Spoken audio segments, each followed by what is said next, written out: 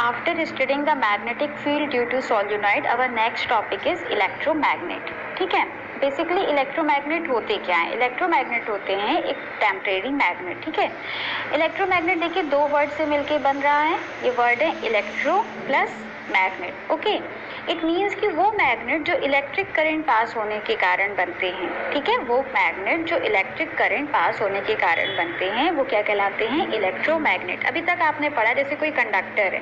ठीक है, इस कंडक्टर पे जब भी हम करंट पास करते हैं यूजिंग बैटरी से कनेक्ट करके, तो क्या होता था? इसके अराउंड मैग्नेटिक फील्ड क्रिएट होती थी. ठीक है, तो इसी थ्योरी को हम यहाँ पे मान के चलते हैं कि हम क्या लेते हैं, जो हमारा कंडक्टर है, जो हमारा कॉपर वायर है, जो सोलिनॉइड का जो शेप था हमारा स्प्रिंग शेप में, जो सोलिनॉइड में हम यहाँ पे क्या पास कर रहे थे? करंट पास कर रहे थे. ओके, करंट पास करने के कारण क्या हो रहा था? उस वायर पर्टिकुलर वायर में मैग्नेटिक फील्ड क्रिएट हो रही थी और मैग्नेटिक इफेक्ट क्रिएट हो रहा था, मैग्नेटिक फील्ड क्रिएट हो रही थी. अब उसी सोलिनॉइड में हम क्या करते हैं? एक सॉफ्ट आयरन रॉड को का यूज़ करते हैं. इस सॉफ्ट आयरन रॉड के कारण, जिसके साथ हमने इस कॉपर वायर का भी यूज़ किया हुआ है, इन दोनों के कारण मैग्नेटिक फील्ड की जो स्ट्रेंथ है वो बहुत ज़्यादा बढ़ जाती है और इस पर्टिकुलर कॉम्बिनेशन को हम कहते हैं इलेक्ट्रोमैग्नेट. ठीक है, होता क्या है? अब देखिए, ये एक सॉफ्ट आयरन रॉड है, इसके ऊपर हमने ये कॉपर के वायर का क्या कर दिया? ये जैसे ये है, ये राउंड है, ये इसके पीछे का साइड ये है. ठीक है, फिर ये इसलिए आया, इस प्रकार से हमने इसको क्या कर दिया? रैप्ट कर दिया इसके ऊपर. ठीक, अब हमने इसके जो इस वायर को किससे कनेक्ट कर दिया? बैटरी से और एक प्लग की से. ठीक है, बैटरी का पॉजिटिव करंट, पॉजिटिव साइड ये है, नेगेटिव साइड ये, करंट पास हुआ और कि यहाँ पर ये नेगेटिव जाके यहाँ पे खत्म हुआ. ठीक है, जब हमने प्लग की ऑन की तब क्या हुआ? इस पर्टिकुलर कॉम्बिनेशन पे जिसमें कि हमने एक सॉफ्ट आयरन रॉड ली हुई थी, इस सॉफ्ट आयरन रॉड के ऊपर हमने कॉपर वायर से क्या किया हुआ था? राउंड किया हुआ था, रैप्ड किया हुआ था. अब हमने इस पे क्या किया? करंट पास किया. ठीक है, तो ये करंट पास करने के कारण इस पर्टिकुलर कॉपर वायर में तो इलेक्ट्रिक फील्ड क्रिएट हुई और बाय इंडक्शन इस सॉफ्ट आयरन रॉड में भी मैग्नेटिक फील्ड क्रिएट हुई. देखिए, इस कॉपर वायर की मैग्नेटिक फील्ड अलग क्रिएट हो रही है. ठीक है, और मैग्नेटिक इफेक्ट क्रिएट हुआ है जिसके कारण इसकी मैग्नेटिक फील्ड्स क्रिएट हो रही हैं. साथ ही साथ क्योंकि इसमें ये सॉफ्ट आयरन रॉड लगा हुआ है जिसमें मैग्नेटिज्म की प्रॉपर्टी होती है, तो इसकी भी मैग्नेटिक फील्ड क्रिएट हुई. इन दोनों की मैग्नेटिक फील्ड क्या हुई? आपस में ऐड हो गई. यहाँ पर स्ट्रेट और पैरेलल लाइंस आपस में ज्वाइन हो गई. जितना भी इसका जो मैग्नेटिक इफेक्ट थी उसको भी इस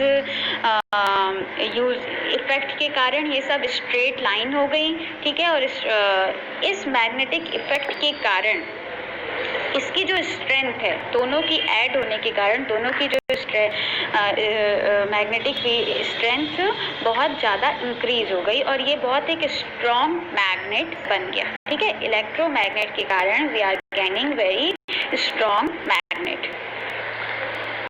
अब नेक्स्ट हम देखते हैं कि जब तक इसमें करंट पास हो रहा है तब तक तो ये एक स्ट्रॉन्ग मैग्नेट बन जाता है और जैसे ही हम स्विच ऑफ करते हैं करंट का पास होना बंद होता है. नाउ ये अपने पुरानी जो इसका फॉर्म है, अपने फॉर्म में वापस आ जाता है.